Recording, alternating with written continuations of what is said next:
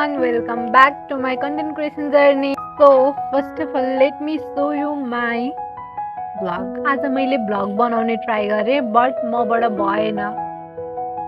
Try गरेँ कि आज म जान्छु होलीको सपिङ गरेको सबै भ्लगहरू बनाउँछु बट मबाट त भएन। Let me so you.